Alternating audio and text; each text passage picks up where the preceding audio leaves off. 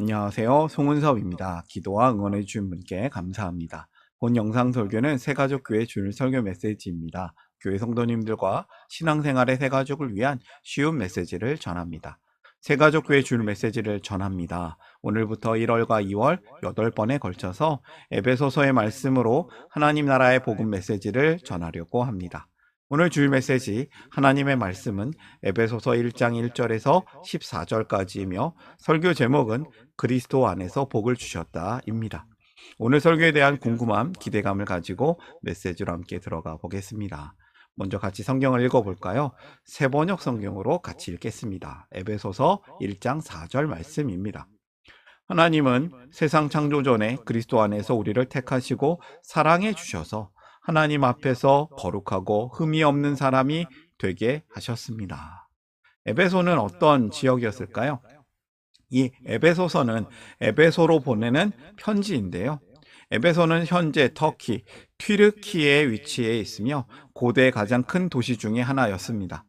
에베소는 본래 항구 도시로 발달했는데 현재는 해안선이 물러갔습니다. 바닷가에서 약 10km 정도 떨어진 곳에 위치해 있습니다.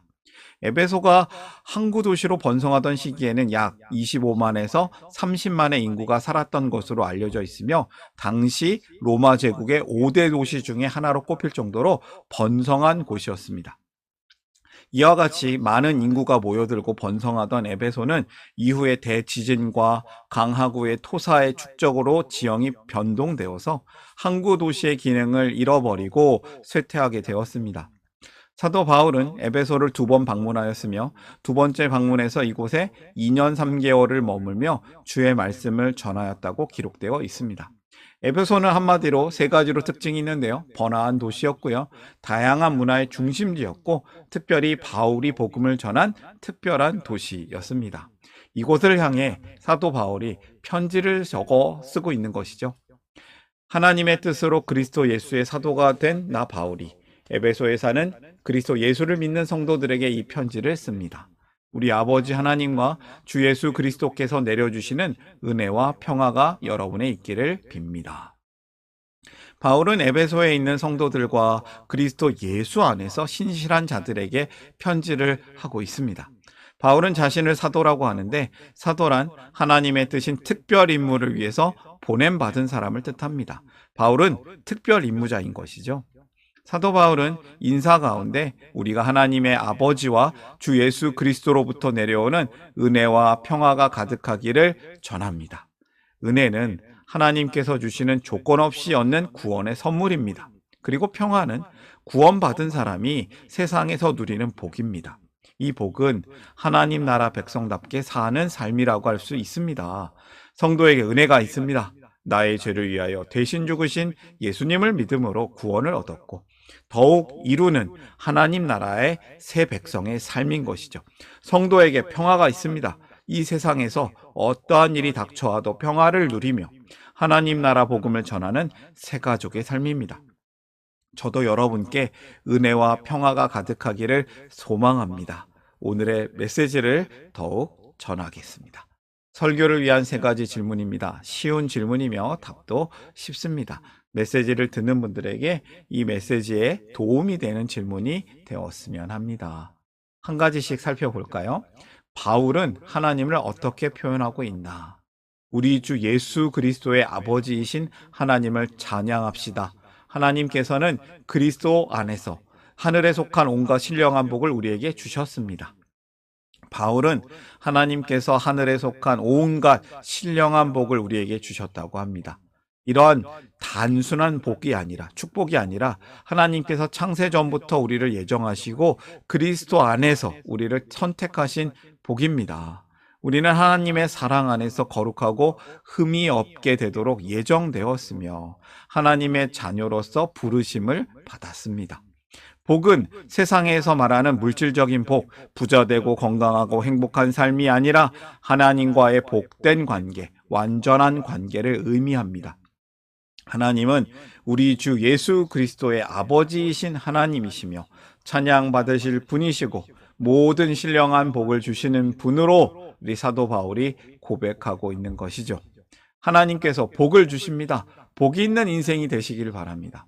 하나님께서 하늘의 복을 우리에게 주셨습니다. 그 복은 하나님의 영원하신 구원이죠. 그리스도 안에서만 누릴 수 있는 영적인 관계, 영적 연합입니다. 하나님께서 우리를 선택하신 목적은 두 가지입니다. 먼저 우리에게 복 주시려고 부르셨습니다. 그리고 우리에게 사명을 주시려고 부르셨습니다. 에베소서에서 바울은 하나님께서 우리에게 주신 복이 어떤 것들이라고 말하고 있을까요?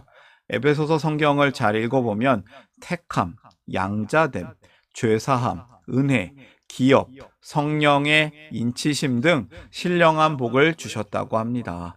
하나님께서 택하셨다는 것은 하나님의 은혜와 목적 있는 선택을 뜻합니다. 우리가 받는 복은 우리의 행위가 아닌 하나님의 사랑과 계획 안에서 받는 은혜의 복입니다. 첫 번째 메시지를 전합니다. 하늘의 복을 기뻐하고 감사하라.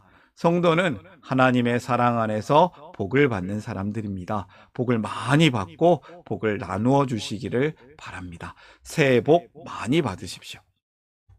두 번째 질문입니다. 하나님은 누구 안에서 우리를 택하셨나? 말씀을 좀 읽어볼까요? 하나님은 세상 창조 전에 그리스도 안에서 우리를 택하시고 사랑해 주셔서 하나님 앞에서 거룩하고 흠이 없는 사람이 되게 하셨습니다. 하나님은 그리스도 안에서 우리를 상속자로 삼으셨습니다. 이것은 모든 것을 자기의 원하시는 뜻대로 행하시는 분의 계획에 따라 미리 정해진 일입니다. 하나님은 그리스도 안에서 우리를 택하셨습니다. 하나님은 그리스도 안에서 우리를 상속자로 삼으셨습니다. 바울은 그리스도 안에서 우리가 누리는 풍성한 은혜를 설명합니다. 우리는 그리스도 안에서 죄의 용서를 받고 성령의 확인을 받았습니다.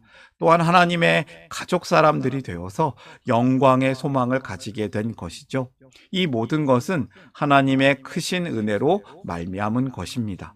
다시 말하면 우리는 하나님의 것이 되었습니다. 하나님 소유가 되었습니다. 하나님과 영원히 교제하면서 살아가는 특별한 존재가 되었다는 의미입니다. 이 단어가 여러 번 반복되는데요. 그리스도 안에서, in Christ, in Him, 영어 표현이 이렇게 많이 나오는데요. 1장 전체에 걸쳐서 그리스도 안에서 또는 그분 안에서라는 이 단어 어구가 계속해서 10번 정도 반복이 되는데요. 이것은 긴 문장이기 때문입니다. 짧은 편지에서 10번이나 반복되는 것은 무척 중요하다는 뜻입니다. 그리스도 안에서라는 표현은 모든 축복과 구원의 근본, 그 뿌리가 예수님께 있음을 나타내는 표현입니다. 성도는 그리스도 안에서 특별한 존재가 되었습니다. 그래서 그리스도 안에서 사는 사람은 모든 가치와 소망이 이 세상이 아닌 예수님께 있음을 기억하면서 자기 중심이 아니라 예수님 중심으로 살아가는 사람입니다. 두 번째 교훈입니다. 그리스도 안에서 살라. 성도는 그리스도 안에서 하나님의 소유가 되었습니다. 그리스도 안에서 특별한 존재가 되었습니다. 세 번째 질문으로 갈까요? 하나님께서 가지신 계획은 무엇인가? 10절부터 12절까지 같이 읽겠습니다. 하나님의 계획은 때가 차면 하늘과 땅에 있는 모든 것을 그리스도 안에서 그분을 머리로 하여 통일시키는 것입니다. 하나님은 그리스도 안에서 우리를 상속자로 삼으셨습니다. 이것은 모든 것을 자기의 원하시는 뜻대로 행하시는 분의 계획에 따라 미리 정해진 일입니다. 그것은 그리스도께 맨 먼저 소망을 둔 우리로 하여금 하나님의 영광을 찬미하는 사람이 되게 하시려는 것이었습니다. 세상 모든 것을 그리스도 안에서 그분을 머리로 하여 통일시키는 것입니다. 이것이 하나님께서 가지신 계획인 것이죠. 그리고 그 계획 안에 우리로 하여금 하나님의 영광을 찬미하는 사람이, 찬송하는 사람이 되게 하시려는 것입니다. 하나님은 때가 되면 이 계획을 분명히 이루실 것이라고 하셨습니다. 하나님은 그의 뜻을 따라 모든 것을 그리스도 안에서 통일시키는 계획이 있으십니다. 그 계획 안에서는 우리가 하나님의 영광을 찬양하는 사람이 되게 하시려는 계획이 있는 것이죠. 하나님께서는 지금도 그 계획을 이루시고 계속 이루고 계십니다. 하늘과 땅에 있는 모든 것을 그리스도 안에서 그분을 머리로 하여 통일시키는 것. 이것이 분명히 통일이란 온전한 회복을 뜻합니다. 이것은 죄로 깨어진 세상을 그리스도를 통해서 회복시키고 온 우주가 그리스도의 주권 아래 통합되는 것을 말합니다. 하나님의 계획은 참으로 놀랍습니다. 그분은 다 계획이 있으십니다. 하나님의 계획, 그 계획 안에 택함 받은 사람들이 성도인 것이죠. 성도는 하나님의 계획을 알게 된 사람들입니다. 하나님의 계획 안에 있는 사람들입니다. 하나님의 계획 안에서 우리가 맡은 역할은 무엇일까요? 내가 맡은 역할은 무엇일까요? 하나님의 영광을 위해 살고 복음을 전하며 주님의 몸된 교회 진실한 공동체로 사는 것입니다. 단지 일요일에 한 번 건물 교회만 잘 나오는 사람이 아닙니다. 우리는 하나님의 은혜를 깨닫고 감사하면서 그분의 영광을 위해 살아가야 합니다. 우리의 삶은 더 이상 우리 스스로를 위한 것이 아니라 하나님께 영광을 돌리는 도구가 되어야 합니다. 하나님께서 우리를 통해 찬양받기를 원하십니다. 이를 위해서 성령님께서 우리를 도와주시며 찬양하게 하신다고 에베소서는 기록하고 있습니다. 세 번째 교훈입니다. 하나님의 영광을 높이며 살라. 성도는 모든 삶에서 하나님을 찬양하는 사람들입니다. 오늘의 메시지를 정리하겠습니다. 첫 번째, 하늘의 복을 기뻐하고 감사하라. 성도는 하나님의 사랑 안에서 복을 받는 사람들입니다. 하늘의 복입니다. 두 번째, 그리스도 안에서 살라. 성도는 그리스도 안에서 하나님의 소유가 되었습니다. 특별한 존재가 되었습니다. 세 번째, 하나님의 영광을 높이며 살라. 성도는 모든 삶에서 하나님을 찬양하는 사람들입니다. 성도는 그리스도 안에서 복이 있는 사람들입니다. 오늘의 메시지를 마음에 품고 함께 기도하기를 원합니다. 함께 기도하겠습니다.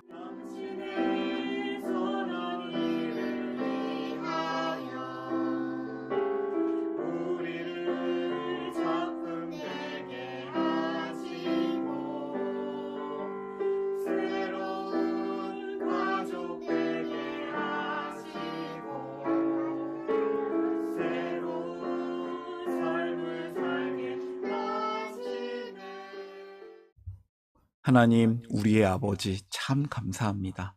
우리를 하나님의 사랑으로 택하셔서 하늘의 복을 받는 하나님의 자녀 되게 하심을 감사드립니다. 우리가 항상 그리스도 안에서 하나님의 소유, 예수님과 연합된 존재로 살기를 소망합니다. 그리고 우리가 하나님의 영광을 높이며 살기를 기도합니다. 모든 삶에서 하나님을 높이며 살고 좋으신 하나님을 드러내는 사람으로 살기를 소망합니다. 우리를 사랑하시는 하나님께 감사드리며 우리를 살리신 예수님의 이름으로 기도합니다. 아멘.